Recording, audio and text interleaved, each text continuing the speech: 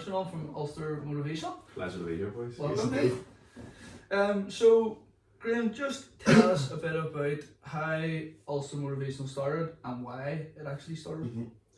The biggest, I suppose, to tell you where it came from, I need to give you a bit of a backstory. So, I always say when I'm speaking to people that I'm the guy that has no story. When we're going through life and we're coming out of school and everything and all, you get fed this sort of picture perfect idea of what life's meant to be. You know, you're meant to get a fucking good job, you're meant to save and start working on a pension, settle down, get a house, you know, all these things. And those are all the things that I did. You know, I had a really good career with a large red, white and blue supermarket. You know what I mean? Working my way up, was flying. All the rest of the mates were at uni and all, you know, they're running out with fucking 20 quid in their pocket. I ain't getting paid a big wage being a manager and all, things were good. And it just wasn't enough. I was doing all the things that life tells you should be fucking doing, and it wasn't working.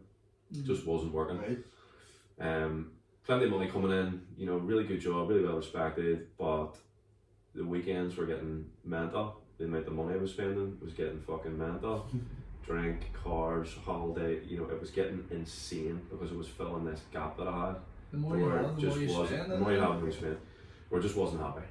Just wasn't happy. Now, And this is just straight after school then as well? this is me. I just went to go to uni. I was went to go to Manchester to do mechanical engineering. And the summer that I was sort of in between going, we had a last holiday. We were going to Magaluf. No, we weren't. We were going to Gran Canaria. And I said to myself, I'm just going to work flat out here. And then I was like, you know what? I'll defer this uni offer to next year. I'll just take a year here and find myself and all that good shit. So I never went. But then while I was off, the company I was working for in Tesco's, they were like, look, we've got this management course, do you want to do it? And I was like, see, if I'm not doing anything else, I may as well do it. There's no negative to me doing this. I'm going to get paid money, I'm going to learn, you know, I'm going to be busy, I'm going to work every day, and then sure, I'll be grand. And then 13 years passed. Never get out of it.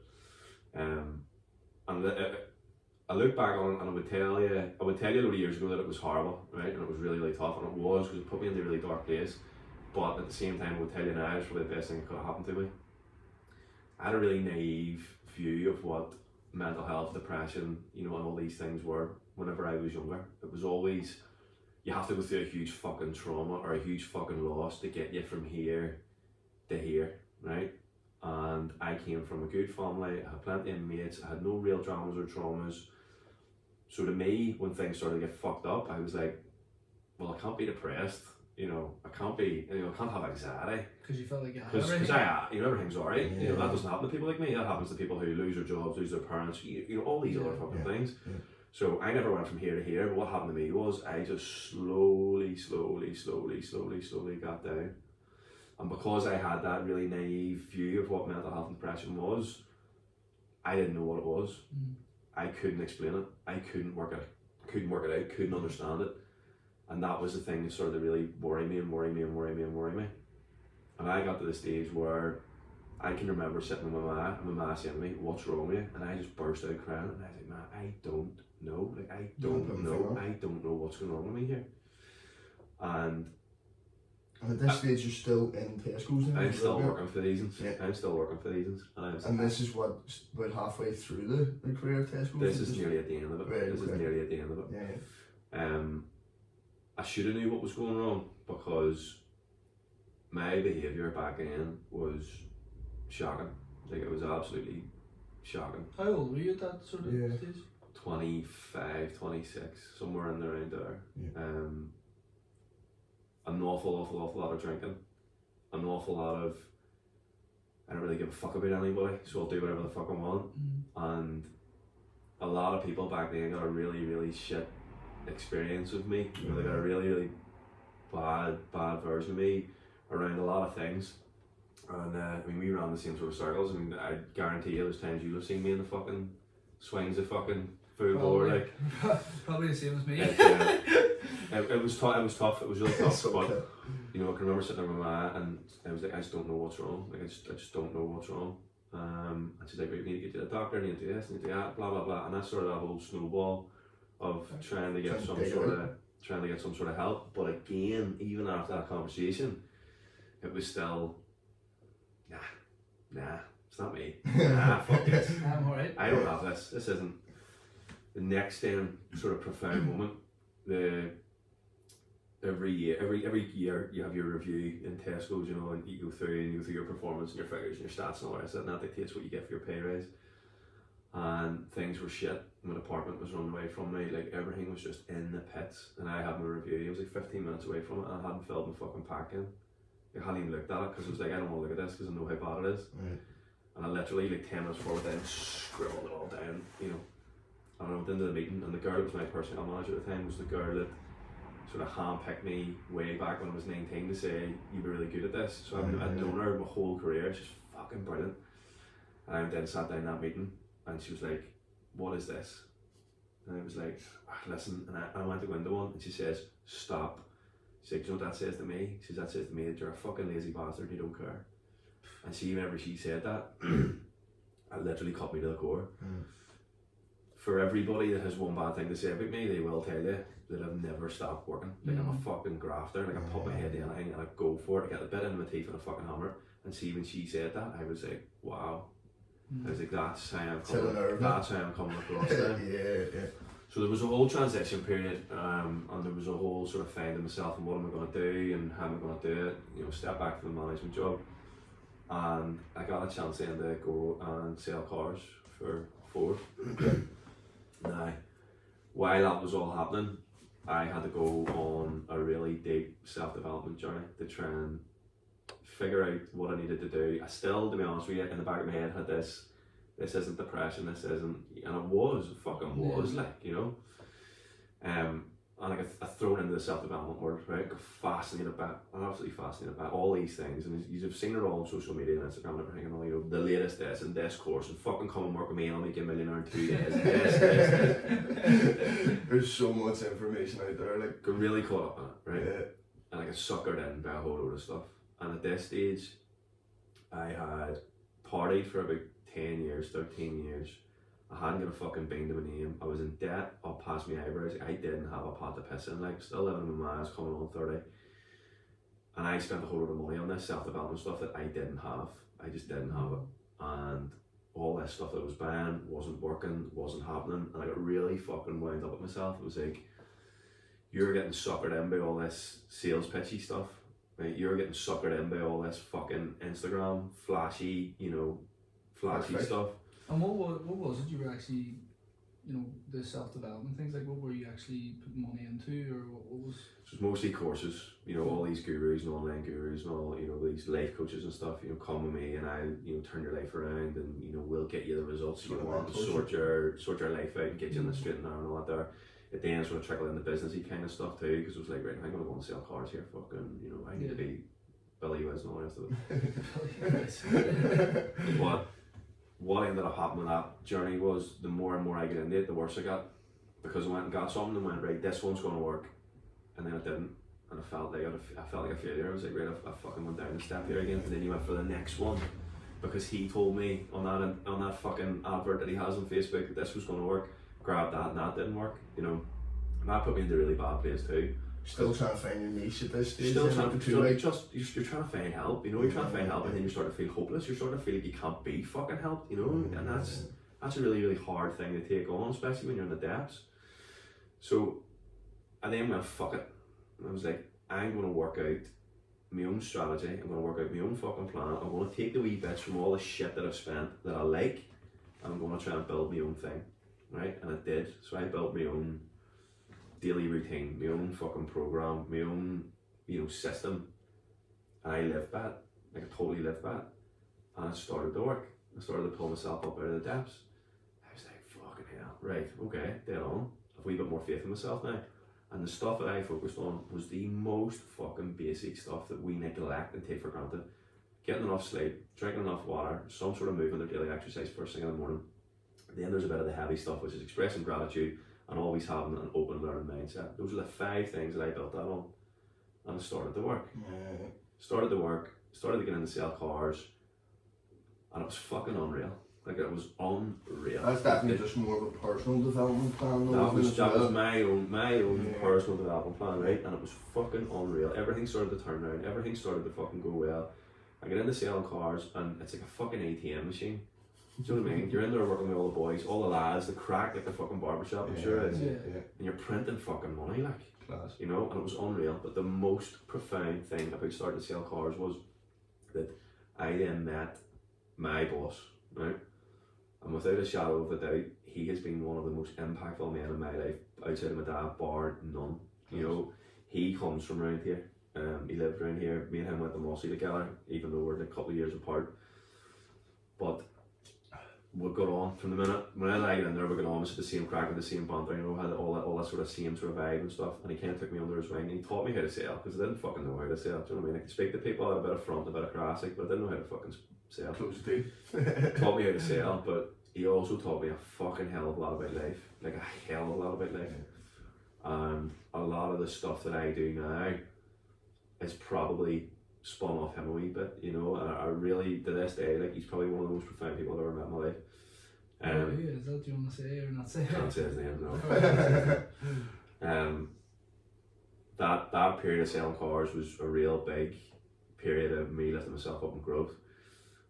While I was doing that then, I said to myself, I was like, right, so I've took myself out of the fucking depths and picked myself up, right? And I've done it, and I've followed all these faceless Instagram pages, faceless Facebook pages, all these motivational quote pages. I was like, you know what? I was like, I want to give something back out, you know, I want to do something with this, you know. Yeah. So I said, I'm going to set up just a blank Instagram page, no faces, no names, no nothing on it. I'm just going to post quotes and stuff on it, you know, because I thought that would be good, you know what I mean? Yeah. Put my wee spin on it, and that'll be a fucking bit of crack. So that's what I did, and I was sitting there, I started the page up, and I was like, what the fuck am I going to call this? And I was like, fucking no idea. Ulster were playing Toulouse on the TV. I was like, motivational page, Ulster motivational, right? And then I was like, right, I fucking need a logo. Right, logo maker, free logo maker. Pumped it in, it just put this big orange square up with a capital. I said, I'll fucking do, don't worry. Put it in the way I went. And I then started posting stuff up on this page, right? So I'm out and about all the time, do a lot of walking and stuff, and I was like taking photographs and stuff, you know, when I was out and about and all around of it. And a load of my group chats in on this page, it sort of started going for like a month. Like, who the fuck is this? Who is this fuck? There's a bit of mystery here. That's what it was, it was a bit of mystery. And I was like, fuck, that's pretty cool. And I just said nothing, just let it go, let it go, let it go. Because at this stage I was kind of like, some of the stuff I was saying was a wee bit, just like motivational stuff, but other stuff was a wee bit more like advice. And I was like, am I allowed to do that? Am I not allowed to do it? Just keep your name on it. I think it's just fear, but no, it's boiling down to fear, isn't it? 100% fear, right? Terrifying. So the next thing was, we're a couple of months down the line, and it's going and going and going and going and going. It's getting loads of traction, loads of people are adding it. People started messaging the page, and these are people that I knew. Oh, stop it. Right? This one gets a bit serious, isn't it? Yeah, his work gets a bit deep. So I started messaging the page, and like, really loved that. That really resonated with me. You know, really like that. This is class, and I think what you're doing is brilliant. Love your page. Blah blah blah blah blah. Then it turned into, I'm actually going through this.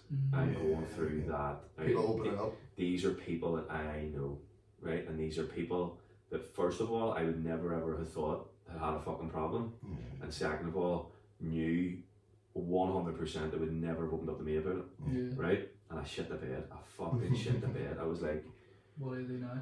what do I do? Well, they're probably fearless writing into you because it is a faceless. So here's the thing. Instagram, do you know Here's what I the mean? thing, right? If you're sitting in your house, you've lifted your phone, and you've reached out to an absolute fucking stranger with no face or name, you haven't reached out to anybody. You haven't spoke to your ma, your sister, your fucking dad. You haven't spoke to your partner, your cousin. You haven't spoke to anybody, right? And that is where I got the fear. If they've reached out to me and I do fuck all with it, this is their first experience of reaching out, and if I don't do something with it, they'll never reach out to anybody again, right? Okay. That's when the fear hit me, right? And I didn't know what to do. I completely froze. Sat with it for a couple of days and was like, right, there were two people who messaged the page, similar sort of things. I was like, I need to do something with this, right? Then I made the fuck up, and the fuck up was, I was out and I went to put a post onto the Ulster Motivational page, and I put it onto my own Instagram by accident. Right? It was up for 10 seconds, 20 seconds max, right? Got deleted, took it off. Stupidly then put it straight onto the Ulster Motivational page, and one of my mates messaged me straight away and was like, it's you. It's you. And I was like, fuck me. I And said he to was him, one of the ones who had actually no, sent he the message. wasn't. He was one of the ones that was Okay. going out of his way to try and find out who this was. Ah, okay. Right. So I said to him, I was like, mate, you can't play, I'm begging you, I said, please don't tell anybody, here's me, because I really don't know what I'm doing with this here, I don't know what I'm allowed to do, don't know, like, do not say to anybody.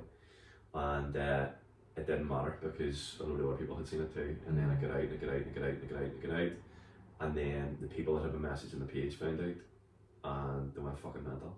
They went absolutely ballistic, and at this stage there was about 5 people, and I says, look, they were embarrassed. Yeah. Embarrassed is the only word I could use to describe it. They were like, look, this is something so personal, and I just spoke to you about it, now you know. And I was like, yes, but you need to believe me here, that I would never fucking tell anybody. I would never even say that you'd messaged, like, nothing. I was like, you need to believe me on that. What this page was is for For good help. intentions. For good intentions, Yeah. right? So out of those 4 people, out of 5 people, 4 of them were like, right, okay, do you know what? I get it, because I felt better when I reached out to you. Mm. You gave me advice, I used it, and it's kind of worked. So I'm on my way. I'm not fixed, but I'm on my way. Right? Great. One of them, like, went ballistic, like absolutely ballistic. And I've known them for a long, long time. I wouldn't say we're good friends, but I've known them a long, long, long time. And even to this day, I'll pass them on the street and won't even look at me, like, won't even look at me. And that's hard to take, you know. That's a wee bit. It's a wee bit hard to take. Because you only had good intentions at the start of it too. At the end of the day, they messaged me. I didn't message them. Do you know? And that person's still got a bit of progress too. But listen, it is what it is, and that person is fine to carry that with them. You know, it's up to them. It's So then after this, have you decided then to put your face to the Instagram then? You just decided, right, I'm gonna go. I stepped away from it for a bit. Okay. Kind of stepped back from it. Was like, Right. what is the purpose now? You know, Ah, what perfect. is? Do you stop? Do you keep going? You know, what do you do? You know, what do you do? And after a bit of time, it was like, if you're going to do this, it needs to be different or better than all the shit that you've already seen. So how do you do that, right? And the bit that I didn't like about a lot of the coaches, and I'm not here to shit on life coaches, I'm not here to shit on anybody that's out there trying to help anybody at all in any way. What I am saying is, there's a style that I see that I don't like because it doesn't resonate with me, so it's no use to me. And it is that softly, mass market, you know, I have a fix for you no matter what's going on, come on and we'll talk about it, right? That's the bit that I didn't get and didn't like, you know? So I was like, right, if you're going to do this, just do it as 100% you. Just say things the way you see it, say things the way you interpret it, Yeah, that's it. and try not to care about it too much. Yeah. You know, try not to fucking get too worried about it. Just be yourself, really. Like. And that's what I did. So I just started putting all them videos up. You know, everybody calls me the guy that swears on Instagram. You know, that's what I've kind of become known as. You know, and this whole thing isn't for impact. It's not like an ego thing and me going, I'm gonna fucking go on it. I just talk. If you speak to any one of my clients, see the way you see me speaking on fucking social media, that's the way I fucking speak to you when you're on the phone. Yeah. There is no softly approach to you fixing your life. There is, you either fucking do the work or you don't fucking do the work. You know, and that's reflective of the situation that I got myself into, where I had to go, either fucking do this or you don't do it. You sit in the wallows and tell yourself everything's shit, or you get your finger out of your fucking hole, you do something about it. That's the truth of it, like, you know. So I adopted that style, coupled in with the stuff that I had taught myself and the stuff that I had done, started giving it to other people for free, and they're coming back and going, it's working, it's fucking great, it's class. I'm starting to see improvements, I'm starting to see changes. I'm now looking at this other thing, I'm now reading this book, I'm now looking at this book. You know, it started to work. Open their eyes a bit. And I can tell you here now that you see that feeling of someone coming to you and saying, I've got an issue, I've got a problem, I'm not feeling great. And you get them to the stage of, I'm feeling better, I'm making progress, I'm starting to do something. There is nothing you can give me in this world that feels like that feels. That feeling is just addictive, like, it's fucking addictive. How does that sort of work? So for example, you know, someone reaches out to you first and foremost, and then you kind of go back to them, and then do you create like a plan for them, or, you know, is it, how does it kind of... So again, What way is that this going? is where this gets... Listening at the start, really. This is where this gets interesting again. So, say for example, 10 people message me a week. There's only 3 of them I can help. See the other 7? Drink problem, drug problem, abusive relationship, paramilitary problem, you know, stuff, really heavy stuff that I'm not qualified in any way, shape or form to help them with, right? Now, this started happening at the very beginning, and there was a bit of guilt with that because I was like, oh fuck, actually what I have at the minute could help you, but just not at the minute because you've got a really specific problem. So if you go back to where people were messaging me before and I'm going, if you haven't reached out before and I'm your first experience, I need to help you somehow. The same sort of scenario has started now with this, to where I do an awful lot of signposting. So an awful lot of people, loads of people get in touch with me every week, right? But a lot of my time is spent going, right, okay, what's going on with you? How's this happening? Where has this come from? Who have you been speaking to about it? And then you find out there's a really specific problem. At that point then I'm not saying I can't help you, it's that I know somebody who is better qualified than me to help you with that specific thing first. Yeah. So there's a load of people that I've met through all the things that I do and all the events that I go to and stuff, who are, that is, like I have a guy there that's specifically a recovery coach, right? Specifically deals with people who are trying to recover from addiction. I have somebody else there who's specifically trained in working with people who are going through relationship problems or abusive relationship, you know, and it's about me then So going, listen, even if you can't help, you can even if point I in the can't right help direction. them, let me fucking find the right person I'm gonna for you. still try. Let me at least, you know, and there's some people I've went and sat with them when they've went to, you know, the counsellor or the person I've got them to, or I've sat on the phone with them while they've rang to speak that, you know, I've done what I can in that 100%. regard. But then the people do come that I can help, it's like, right, okay, so what way can I help you? So I have one-to-one, I have a 6-week course, and I have a personal mentoring group. So it's, what have I got here that fits for you? Here's my options, it's up to you, no pressure, not a salesman anymore. So see the 6-week course programs that actually involve you PTing them, or is it all the mental side of it? All the mental side, no exercise stuff at all. No, I've no interest in getting into the PT side of things or the training side of things. But that would be something that you would be recommending, obviously, is physical activity. One part of my course, a 6-week course, is I get you in the morning movement. Yes. Right? And what that starts with is literally getting you to bed and going for a walk first thing in the morning. Yeah. Because a lot of the people that come to me, I'll be honest with you, aren't people that are in sport or in fitness or do regular exercise or right? So I have no interest in getting them into exercise, but what I am interested in getting them into is moving in the morning. Right? And the walking thing is something that I can't do without.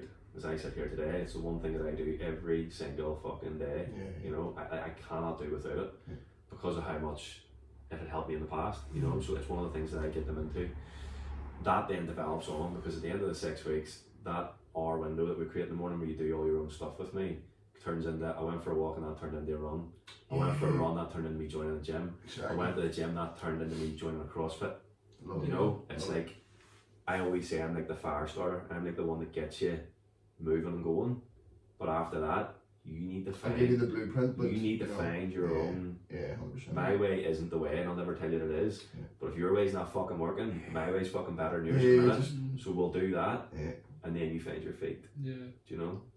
I think it's actually great there as well, the way you're kind of, it's not like one style or one size fits all kind of thing, you know, it's like people come with different things and you're going, right, okay, listen, I'm actually maybe not the right guy for you, thank you for reaching out, but here I can help you put on to whatever else. Like, and that's why my social media is the way that it is, and that's why I share the stuff that I share, because if I go back to when I'm selling cars, right, you walk into me, you're from Ballymena and you've got a wee twang. I've got a wee twang. Yeah, you're sitting there like that now, like this. When I sit down with you, I'm sitting like this, right? You come in, you're Jack of Whack from Ballyduff. Well, alright mate, what's up? I'm that guy. So you're 100 different people every day because you've got stuff in your pocket that I fucking want off you. Right? Hated it. By the end of it, hated it. Because you're an actor all day, every fucking day. You're all day, every day. If I sat and was just me in my desk the way I am all day every day, my customer base goes down to only the people that get on with me, not the people that I get on with. I know what you mean. Do you know what I mean? And that's why my social media is like that. I just say it the way it is. See if you don't fucking like it, block me, move on. Right? I don't give a fuck. All I want out of that is the people that go, I really understand that, I really resonate with that, he's speaking the way I understand, I'm gonna reach out to him. Right? That's side number one. Side number two is the people that get triggered. So I get fucking shitloads of hate. Shitloads of hate, like, that's crazy. But that in itself is brilliant, right? And that's not an arrogant fucking fuck you. It's still something taking the time. It's when I say something online and you get triggered so much that you want to fucking write something underneath it, or tell me to go and kill myself, or tell me to go and do this, or tell me to go and do that, whatever it is that you want to fucking do, what I have said to you hasn't fucked you off. You've got a fucking problem. You've got a pain point, and I've hit a nerve. Yeah, right? So if nothing else, what I've done has released a bit of pain in you, right? And pain's a trigger. Pain's a signal. So in theory, that pain should go, hold on a wee second here. He's made me feel a wee bit like that. Fuck, maybe I've got something to work on. And that's the two sides of it, you know? Do 150 people a day scroll past me and go, dickhead, fucking 100%. But one of them will go, yeah, like that, yeah, 100%. Another 4 or 5 will go, you're a ball bag, you're this, you're that, or you're whatever. Great. Something I have said has put pressure on something that you haven't worked with, that you haven't dealt with, that you haven't brought to the table. In the barbering, but I come across that nearly on a daily basis. You know, someone wanting to start something, or somebody wanting to just do something new, but they're afraid of what the social media platform's going to respond to them, or they're just afraid of what someone's going to say to them. And I'm like, lads, see, when you go home at night and you close your front door, then people aren't sitting on your sofa, like, do you know what I'm saying? So you don't need to worry about what they're saying on a screen, you know, just go for it and just do it. But it seems to be that mental blockage where people just get... The only reason that you've got the fear is because you're surrounded by those people. You're surrounded by those people in your hand all day, every day. So your fear isn't coming from other people. Your fear is coming from you being in the ring with all these people all fucking day. You know? And that's something that people really, really struggle with at the minute, and it is to do with social media. And it's an issue to do with validation, you know? They always want to be seen to be doing, they always want to be seen to be having, they always want to be seen to be fitting in, they always want to be seen to be in. When in actual fact, the only way that you're ever going to get anywhere, the only way that you're ever going to become something, the only way that you're going to make something of yourself, make something of your life, is to be completely different. You know, be cavalier and say, fuck you, this isn't good enough for me. That's what I've been like at the minute with the TikTok as well, Jordy, because I started the TikTok probably last June, and had all my intentions, you know, throwing the camera up, getting behind it, starting to talk, trying to advise people. This is the do's and don'ts, so basically trying to get away from bad mental health. This is the key to good mental health. And then I thought to myself, jumping behind this camera is not really for me, but what I will do is I'll throw it up for like 30 seconds in the gym, I'll jump on the machine and put some inspirational quote behind it, you know, that way. So yeah, I took the step into that world, but it wasn't still me, you know what I'm saying? You did the safe bit. Yeah, exactly, because I was worried about, like, people are going to see this, but I'm going to cut their hair out, I'm worried about the comments. Yeah, so exactly. As an example, right, and this is an example for life, not just for the situation you've just explained. Across that room is a white line, right, and at that white line is what you want to do, who you want to be, what you want to go through, what you want to achieve. You're here, right?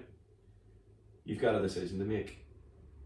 You can try and get that line in the softest, slowest, safest way possible, or you can fucking just jump at it and go for it. That's your two options, right? But I can tell you here now, you see the slow, safe, steady path, especially when you're not feeling yourself, it's suffering. It's a long period of fucking suffering. It's a long period of suffering, right? Take your example. I'm gonna try this, I'm gonna try this, I'm gonna try this, I'm gonna try this. Thank fuck I'm not doing that. Thank fuck I didn't do it that way. You're creating a fucking terror barrier at the end of that line. Big time. And that's what I do with people. I go, you're here, you need to be there. You're fucking going there now. What do you mean? Well, I know why you're fucking your life up, because you're not doing this, you're not doing that, you're not doing the other. You're going there now. Whoa, no, you're going there. Now. Get rid of the shallow end, just straight into the straight into pissing. You're going there now. Because that, everything in life, everything you go through, every period of growth where you want to go and do something else, every period of loss, right, always has a period of suffering and grief, right? And the suffering is when you want to go and do something, it's the fear, it's the anxiety, it's the future, it's fucking what if this doesn't work, what if that doesn't work? You know, when you go through something and you're coming through the grief, it's behind you, it's like fucking look what I've just lost, look what's just gone, you know, I can't go on, I can't go further. That period between getting it sorted, not getting it sorted, starting it, not getting it sorted from where you are, that's the suffering buffer. Your goal in life is always to cut that down as close and as short as you fucking possibly can. As close and as short as you possibly can. Because everything you want and everything you want to let go of is at the other side of that line. Exactly. You know, we talk about all the time, don't live in the past and always look to the future and this and that. And we talk about the past, the future, and the present as if they're three fucking different things. They are not, right? The only thing we have at the minute is the present moment. So what is the past? As you sit here right now, what is the past? Something you can't control. Right, it's something that happened way back when, but now it's just memories, now it's just thoughts, right? But those memories and those thoughts are dictating what you do in the present moment, right? So the past doesn't exist only in your head, right?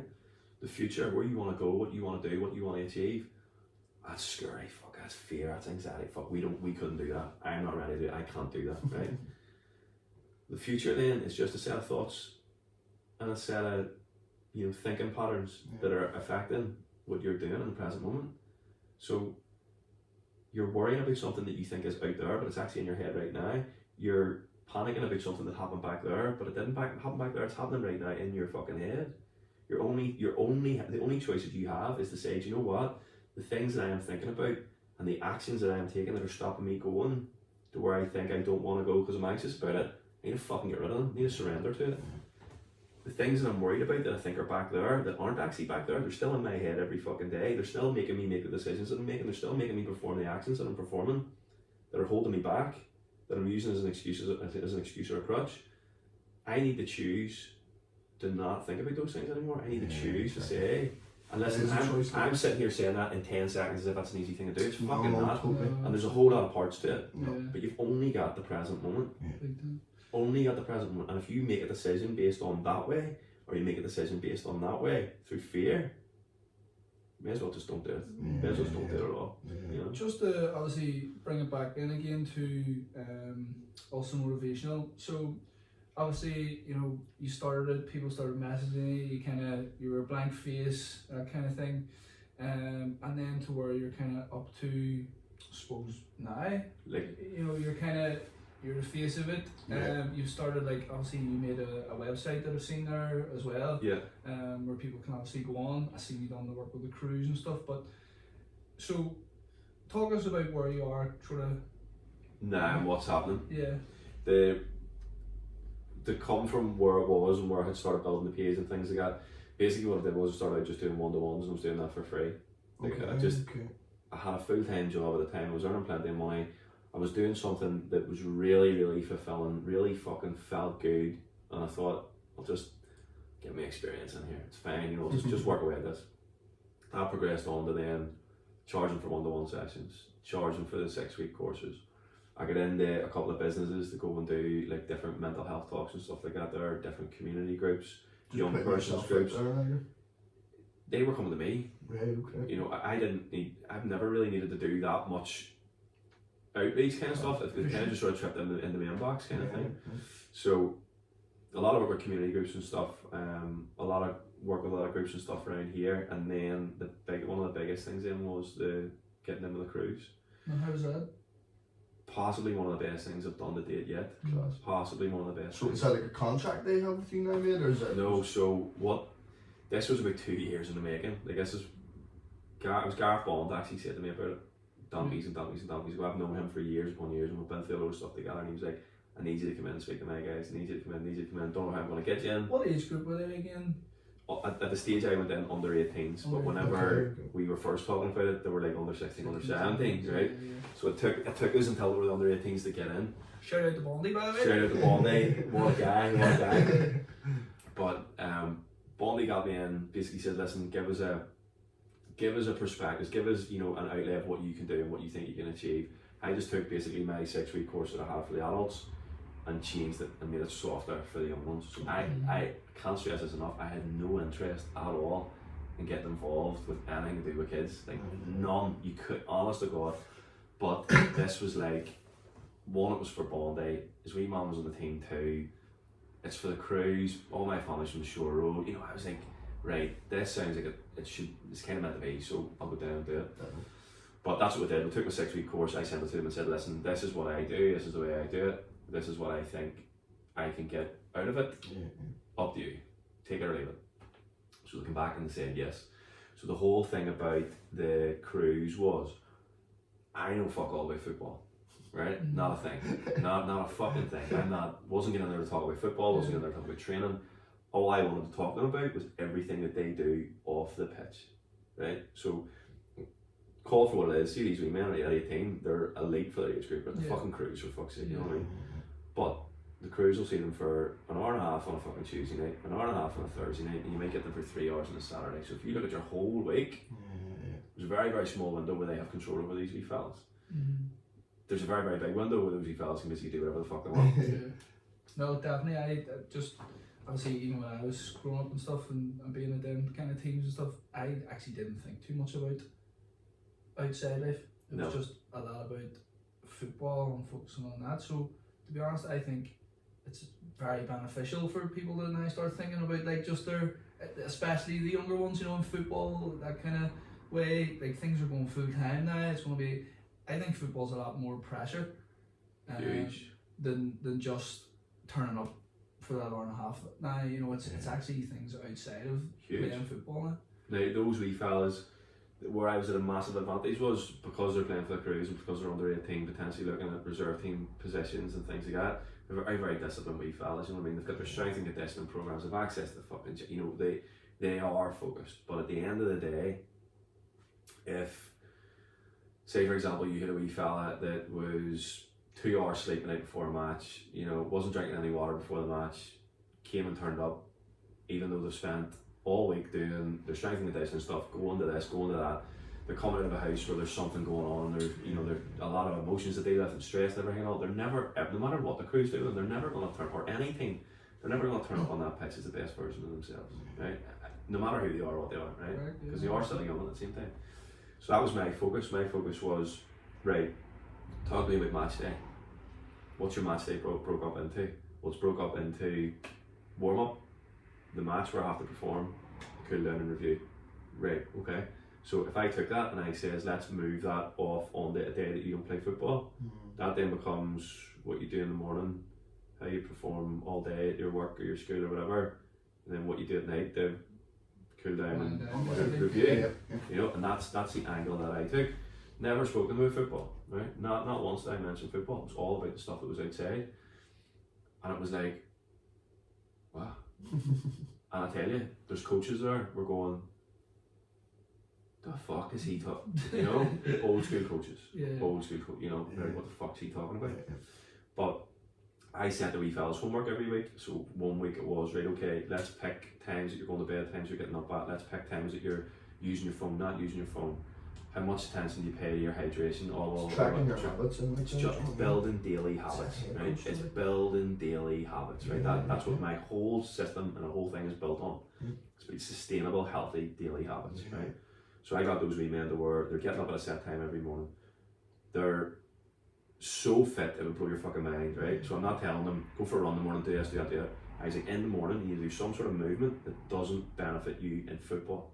So it can't be I'm getting up in the morning and I'm doing the strength and conditioning program. I'm getting up in the morning and I'm going doing dribbling or doing this or doing that. Stretches or steps walking, or something. Walking. I get every single one of them wee men out walking every single morning, right? Just for the top box. And the whole way you sell it to them is I am getting you warmed up to deal with everything that comes during the day. And it's the same thing with the adults, right? Life's just a collection of challenges that come at you one at a time, right? The difference between a good life and a not so good life is how prepared you are to deal with them. That's the facts of it. And that's what you build into people, and that's what you built into these kids. At night then it was like, right, okay, what can we do at night to wind down? What can we do at night to make sure that we're getting better sleep, to make sure that we're getting up the next day rested, to make sure that the next day when we're training we're as good as we can be. And that's what we did. That's the hardest part, but at that age, do you know what I mean? Because you're jumping on the Xbox, you're on your phone, I mean, everybody's up late, you're scrolling. It was tough. You don't think these things, that's when you're at that dedication, stage, you don't think that these things affect you matter. at that age. You know, like, I can't remember, like, you know, maybe going out to box on a Tuesday night and on a match on a Saturday, but thinking, by the time I get this Saturday, I'll be fine. And I did feel okay, but it definitely 100% had an effect on me, you know what I mean? Or like, you know, just them wee small details, you don't think about them. The commitment I wanted out of them was listen, Isaac, see if you stand up here, or you see me stand up here and you think I'm a dick and you think this is a little shade, I was like, commit to me for 6 weeks. That's all I'm asking you to do. See, after the 6 weeks, fuck off. Do whatever you want. Take it or leave it, come to the party or don't, right? In the first couple of sessions, there was 6 or 7 of them that were really into it, right? And surprise, surprise, those 6 or 7 are the 5 of them, actually out of the 6 or 7, are 5 that I still have. And I still have as a separate group away from the crews. We call ourselves the Elite Performance Group, right? 3 of them are playing for Northern Ireland, 2 of them are, playing reserve team, first team, like, they are the elite, right? They got it, and the rest of the room was like, but with young ones, once a couple of them start to get it, and a couple of them start to ask questions, get really into it, the ones that don't get it go, what am I missing out on here? Hold on, whoa, I'll get involved. So, listen, do all those wee men that I spoke to over the 6 weeks still do all the stuff? Absolutely not. But at least, if nothing else, if they do get themselves into a situation where they are challenged or pressed, there's something to look back on and go, hold on a wee second, actually, I actually felt really good when I got up and went for a walk those times when I didn't really need to. So I've built something into them to where when they get into trouble, which they will, they're fucking wee men at 18, when they face a challenge, they might revert back and go, hold on a wee second. See those times that I got up early, I felt good. See those times. And listen, all that was reflected in the stats. The first thing that happened was some of the kids' parents started reaching out to me and were like, yo, what are you doing? Because we have been beating our happy around the house. Yeah, exactly. we have been beating our heads against the brick wall this wee fella for months. Going to bed out there. Yeah. You know what I mean? Yeah. He's like, yeah, like some of the parents were just mind blown. No shouting down the Xbox Live at 12 o'clock at night. At the end of it, at the start of it, we done a blind survey, right? Just basically handed them all sheets of paper and told them nobody's name's going on this or anything. I want you to circle from 1 to 10 how you feel, how stressed you feel, how motivated you feel, how emotional, all these things, right? But I kept them, put their names on them and held them. And at the end of it, I didn't tell them until the end, until the last day. I was like, fill that out again. Nah, right? Don't put your name on it, just to see. But again, I marked it. And the results are mind blowing. Mind blowing, like 45% increase in happiness, 30 to 40%, decrease in general stress. Like all these things that you're just like, like, there's no way, because they didn't know they were getting the survey at the start, they didn't know they were getting the survey at the end, there's no way that they would, remember what they wrote. It was in the moment, here, quick fella, how they were feeling. And that was phenomenal, like absolutely phenomenal. Like, I'm sure you take sort of great kind of pride in that too. Huge, like massive. It's a proof in the pudding there as well, like, we went to a prize giving, their end of season prize giving, and they donated me a shirt at the end of it. The new black shirt had just come out, and it was fucking Billy Wiz, and I thought it was class. You get an orange square on but some of the parents and all were there, some of the wee fellas' grandparents and all were there, and it was just like, what you've done for them, unbelievable, can't believe it, blah blah blah blah blah. Can't put a price on that, like, you can't put a price on that. After that, then done a short stint with the under-16s before they went to the Foyle Cup. That was just kind of cut short for a load of different reasons, but there's 5 of them in there that I still have from the first group that I offered at the end to say, listen, if anybody wants to keep this going a wee bit, if anybody wants to have a bit of a group where you can all sort of blend together, mix together, bounce ideas off each other, I was like, I will facilitate a WhatsApp group and we can do that, and I'll throw wee things into it, and that's been going ever since. Very good.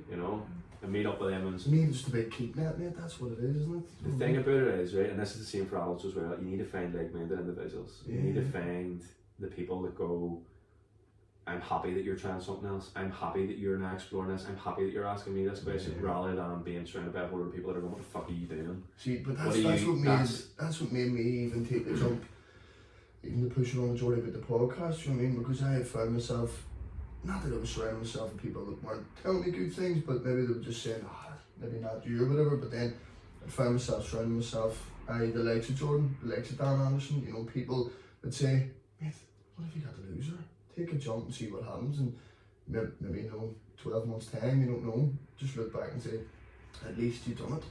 You know what I mean? So that's what people only know what they know based on what they see. So listen, I say this as well, it's a controversial thing to say, and people take it the wrong way. People that are close to you, so your family, your partner, they 9 times out of 10 will not give you the best advice.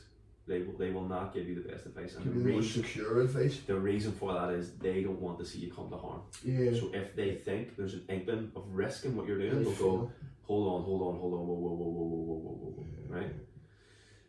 You need to find people that have walked in the path you want to walk in. You need to find people that are, for example, if you were looking for a mentor, you're not going to go to a guy that's run 2 supermarkets. You're not going to go to a guy that's set up a really cracking McDonald's in the corner. Yeah. You would go and find a guy, right? There's a guy there that has 15 barbershops in fucking 5 different cities. That's the guy I want to know about. Right?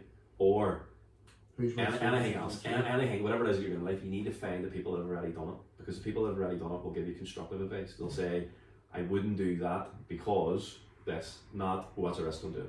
You know, a lot of people, they only know what they know based on what they're surrounded by. So if you've someone that's close to you that, you know, the only person they've ever known to be successful is the guy that got himself 45 grand a year being an accountant, that's as high as they can see anybody ever going. Right? You need to find the people that go, we're all human beings, we're all built with the same fucking muck and shite. If Jeff Bezos can do it, if Elon Musk can do it, there's absolutely nothing stopping you from doing it too. So let's find a way to do it. And the other side of that is, a lot of people aren't prepared to go through the process, and the process is, whatever it is that you were trying to do, you're losing 9 times before you win once. Yeah. The next thing you got to do, you're losing 9 times again before you win once. You're losing 9 to win, losing 9 to win, losing. That's the way success works. I really find, you know, like a lot of people want like a quick fix or want to do something very quickly. I completely agree with the risk thing. Like, you know, anything that you want to do, go and do it. Yeah. But see the kind of, you know, like how do I just get there right now in terms of like, you know, if you have to go and get a qualification for something, then go get that qualification. Do you know what I mean? Don't be like, I just want to jump over that qualification and just do what everybody else is doing. I don't know if that's coming across the way I wanted to come across. Do you know what I mean? But you need to be an apprenticeship your own. You need to be in an apprenticeship in your own life, right? Yeah. So we live in an Amazon Prime society, right? We have a generation younger than us that have grown up to know nothing more than I can fucking have it now if I click that button. I can go there and lift it and have it now, right? And that spills over into everything else in life. Whereas we remember the days when you had to go around to the shop with 50p to get your fucking sweets. Do you know what I mean? You want and something. you come out with half a shot. You get a shop. You want to go to town. You want to get something. You're going to the town to get the bus to get it. There was effort and graft in it. Yeah. Whereas a lot of people now have fallen into this trap of click and have it now, click and have it now, and that spills over into everything. That spills over into work. That spills over into life, and unfortunately, that also spills over into mental health. Mental health. I need the fix now. Well, no, you're going to have to go. Like There is no quick fixes. There is no quick fixes. See this, get rich quick or fucking drop ship it. Like go and fuck yourself. There is no. Life works on a process of fair exchange. You get in what you get out. You get out what you give. You know, you can't get something and not have to give to get it. There's just no fear now. You're putting the work in. Do you know, something good will eventually you know, come of that. Nobody struck gold on the first day, like, so No, I'm but not you're- going to down tools. But you're only ever 3 feet from it. Yeah, I'm just going to You're keep only ever going. 3 feet from it. Yeah. And somebody told me that not that long ago. He says when you're digging and digging and digging, you're only ever 3 feet from gold. But even there, like, when was it? Friday mornings are absolutely hectic for me, it is what it is, but I found myself with about an hour and 10 minutes slack before I had to go back on the school run, so I went straight to the gym, and then I'm walking into the gym, and one of my mates are actually walking out, and I put this on the TikTok the other day, and he says, "Fuck Chris, what's happening?" I said, "What's the crack?" And he says, "I was going to start the gym there next Monday, but I've seen your TikToks all week there, mate, and it's pulled me out of bed, and I don't know, but what that actually gave me was just that like sense of This is working. instead of like, oh, who's watching that and judging me, it's now who's watching that and actually getting a bit of actually good from it. Do you know what I mean? Your mind frame just completely You switches. don't see with that. You don't know until somebody is actually in front of you. When someone actually told me that to my face, I went, right, holy shit, it's only week 1. Well, about 10 days in, and I was the second person that week that actually said that.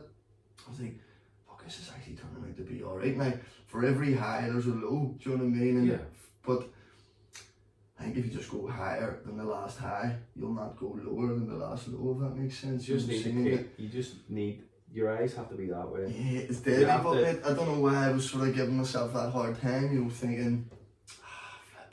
You have to I don't want to be judged here, I don't want to. No, you don't want to put yourself out there and be in the fan. I'm just like, so what? So what? Yeah. Obviously, you know, just to try and bring it back to the also motivational thing. So you're doing a lot of that, and you know, putting yourself out on social media, etc., etc. Do you find that has actually any strain on you trying to be the motivational person all the time? You know, kind of.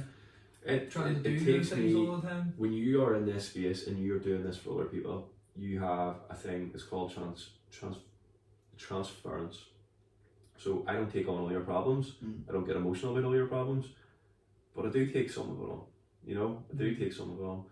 It takes me to do an awful lot of work to be able to turn up as the best version of me for you. Yeah. You know what I mean? That way. So I have to do an awful lot of work for me, for myself, and I am the most selfish bastard that you'll ever meet in your life. You try and get me first thing in the morning, you won't. You try and get me on a Sunday, you won't. We got you now first thing on a Sunday morning. So you swung in there. But I'm the most selfish person I'll ever meet because I have to be. I have to be. One for me and then two for everybody else. Suppose if you let it affect you too much emotionally, then well, you should I not think be for that person. One of the most shocking things that people hear from me is when I tell them that me as someone who helps somebody goes to counselling. Right? So my last job, whenever I worked in Ford, there was a charity. It's called BEN. Basically, if you've worked in the motor trade at any stage of your life, you qualify for mental health services and you qualify for this and this and this, all free, you and your family. And they were pushing it like mad. And they were offering these sessions out to everybody. And I was in a period where I was everything was just getting on top of me. I was like, fucking, I'm actually really stressed here. I could do with somebody else to speak to. Do you know what? I'll do one of these. And I'll do one of these. One, for me to get a bit of experience of what counselling is actually like. So that if anybody else is going to it, I go, oh, fucking know what you mean. Right, blah, blah, blah, blah, blah. Get signed up, went to the first assessment. They would just ask you questions. How do you feel? How do you do this? And I said, yeah, dead on. She's like, right, okay, I'm going to pair you up with a counsellor. Right, okay, 100%. They'll ring you Tuesday or Wednesday, whatever. Fucking counsellor rings me. Yeah, 1 hour session. Yeah, happy days. I'm just here to see what this is like. Blah, blah, blah, blah, blah, blah, blah. And she was like, about half an hour, and she went, And I was like, what the fuck is She goes, She says, tell me a wee bit more about this. I guess one thing that I had said that she picked up on, she said, tell me more about that. I was like, no. What the fuck do you want to know about that for? And she's like, tell me more. She asked me a couple of questions about something, and I was like, where the fuck is she going with this? And then at the end of it, she went, I need to refer you. She went, what do you mean? Whoa, hold on a second here. You need to refer me? And she said, yeah, I need to refer you to somebody else. Somebody that's specifically trained to deal with this that I've just brought to the table. I said, what the fuck did you bring to the table? She's like, you need to go speak to him. I was like, right. So I got speaking to this guy then after. And from spoke to him the first time up until a couple of months ago, I've been speaking to him every single month. Very good. Every month. And when people hear that, they go, hold on. You're a guy that's out there helping everybody, and you're a guy and you have to go to counselling. I was like, nah, I get to go to counselling. I get to go to counselling to make sure I'm the best version of me to help you. Yeah. Need the offload too, like. The stigma around that is where that comes from. You know, men, counselling, fuck it, don't need it. You know, that same thing that I had where I don't have depression. You know, that stigma needs to be fucking broken. Like, that stigma needs to be fucking broken. And, you know, I happily tell people, you know, yeah, went to 7 or 10 counselling sessions. It was great. You know, I got lots out of it. You know, he highlighted a couple of things I didn't even know about myself. But not only that, it gave me a space to go. And offload some of the stuff. Not that I go and tell him all the stuff that all my clients have told me, but I just tell him about how I'm feeling based on some of the stuff that has been brought to the table for me and how that made me think about my own things and all. And it's the fucking best thing I've ever done, bar none. I always talk to people about doing whatever it takes. So take your example of, you know, putting the podcast, putting the TikToks and everything and all that. I always tell you, do whatever it takes, right? And that's not like a fucking stay up 18 hours a day, sleep for 2 hours, have 14 fucking coffees, grind. It's not that. It's do whatever it takes for you to turn up for your people, your purpose, and your projected image of where you want to go. So for you, what do you need to do for yourself to make sure you turn up for your kids? What do you need to do to make sure that you turn up for your purpose? What do you need to do to make sure that you turn up to be that person that you see yourself being in the future through your TikToks, through your podcasts, through whatever? And if that needs to be going to counselling, you fucking go to counselling. If that needs to be sitting with your man, bawling your eyes out, you sit with your fucking man, you bawl your eyes out. If that needs to be taking yourself off social media and disappearing for 3 weeks to find your fucking head, that's what you fucking do. That is what you do. You know? None of this bullshit around men don't fucking cry, men don't release their emotions, men don't. fuck that, fuck that, like fuck that. You do whatever you have to do. 100%. And that conversation always comes up whenever I tell people, yeah, I had a stint there where I went to counselling, and it's fucking helped me great. It's helped my career, it's helped me.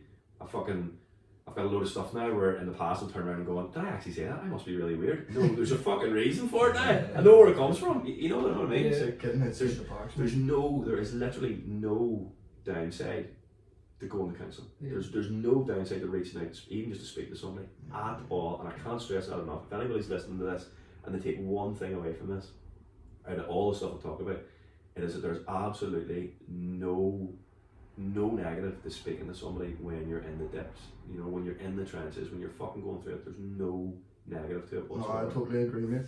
Whatsoever. Anxiety and depression, it's just a complete crippler, mate, to be honest. And 100%. me personally as well, back when I had actually just joined Jordan back in 2017, late 2017, I was actually going through the CBT myself. I just found myself in just a real bad place, but I'd done it for 12 weeks and it just helped me big time. So the Jordan had stood by me a lot back then as well, and that's when me and Jordan's friendship really just grew into a bigger, better thing. But I don't know, mate, the counselling for me, like, alright, week 1, week 2, I didn't really want to speak to the boy, I didn't really like his attitude, didn't really like the questions he was asking me, but then it was resonating with me that this boy's actually just digging me out. You know?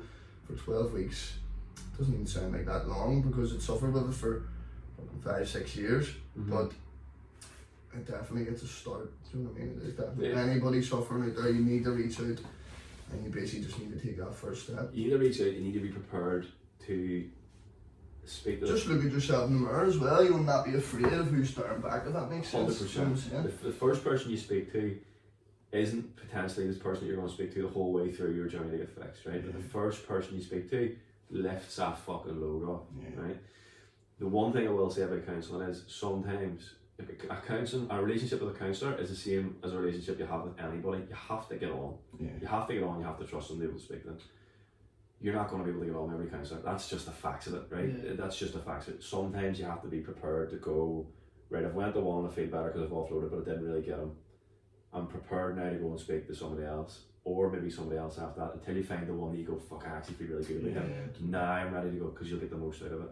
There have been people in the past that have come to me and said to me, oh, counselling doesn't work. And I've said back, is it the counselling didn't work, or is it that you only went once and didn't get on with the person? I didn't like him. Right, let's go again. We're going again. Let's go back.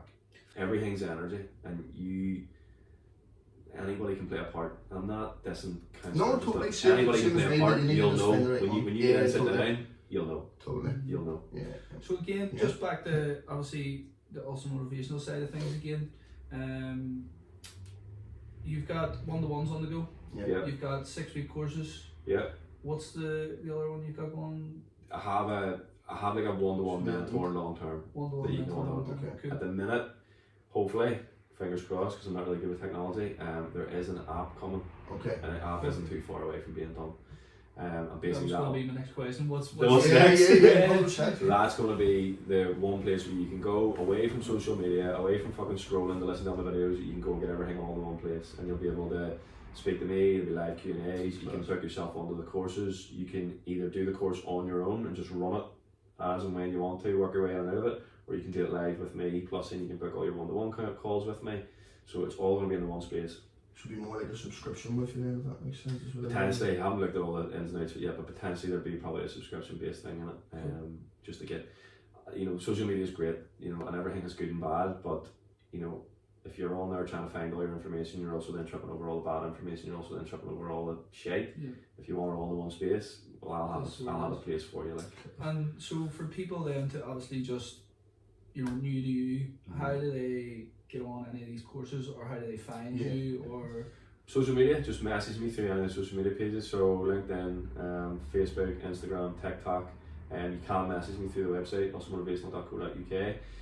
That is a bit of a one-pager. It was like a help page that I set up, so anybody that's been out around Newton Abbey, I'm sure and certain will have seen all my orange fucking stickers with my QR codes on them everywhere.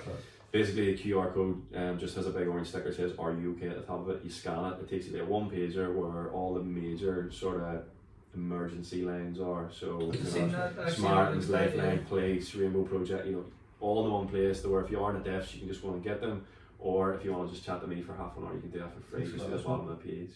And see the Instagram, the Facebook, the TikTok and stuff, is that just Ulster motivational? Just Ulster_motivational. That's me. All the same handle. All the same handle. So I'm starting to get recognised by the people that are in the space, and they're telling me that I'm different, and telling me that I've got a different angle, and it is working. All my social media pages are exploding. But isn't that good as well that people are actually telling you it's different as well, because then you're not the same as everybody else, and plus you're being yourself. So like whenever you're putting the camera on to make a reel, you just be yourself. Do you know what I mean? Like I think it's so easy to make content now because you don't have to go on and say I'm going to word it this way, I'm going to do it that way. Just as we're talking there, like about the counselling thing, like if you tried a different Ulster motivational, maybe you're the one for them. Yeah, that's the thing. There's a coach out there for everybody, but there's not a coach out there for everyone. So if this is the segment of people that need help, that need coaching, that need mentoring, that need a life coach, there's not one person that fits all of these people in all these ways. That's why there's me that does it my way, it takes that wee bit. There's somebody else that does it their wee way, it takes that wee bit. There's someone else that takes their wee bit. There's someone else, or someone else, or someone else, or someone else. Because at the end of the day, the same thing with the counselling. If we get on, I'll get the result out of you. If we don't get on, I won't get the result out of you. And that's not me going, oh, I'm not going to be successful. That's me going, you've come with your hands out here for help, and it hasn't worked. That's not good for you, So without being pricky about it, everybody that's out there, stay in your own fucking lane. Find your niche and stay in your own fucking lane. Just to reiterate as well, this is for everybody. It's like male, female, like Everybody. anybody can kind of come on these courses as well. Everybody. And the age range, is there? Do you find like there's an age range for these kind of courses as well, or the majority, to be honest with you, 18 to 25, and then 35 to 50. So there's a gap in the middle of like 25 to 35 where everybody must be alright, and then after that it's a wee bit different. You would be, if you could just give someone one piece of advice, what would it be? Not to put you on the spot. Surrender to where you are and own your shit. Understand that your reality is being caused by your decisions. Totally. You are in control of your life at 100% of the time. 100%. Shit is going to happen. Do you know what I mean? Trauma is going to happen. Life is uncontrollable, right? Yeah. But where you're sitting with your problems and your traumas and the way your life looks with your family setup and your work and everything and all the rest of it, and you're going, this is shit. There's somebody out there that hasn't got a house that's homeless that would fucking love to have what you have. So the issue isn't your life, the issue is your perception of your life. Totally.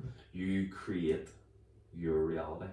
If you are negative, if you are sitting in the depths, if you are struggling with things and you haven't worked them out, you're never going to attract greatness. Greatness comes whenever you internally become great. That's when life changes. So own your shit, stop blaming other people, take control of your shit, and the one thing I tell everybody, either do the work or fucking don't do the work. Just be change your life or don't change your life.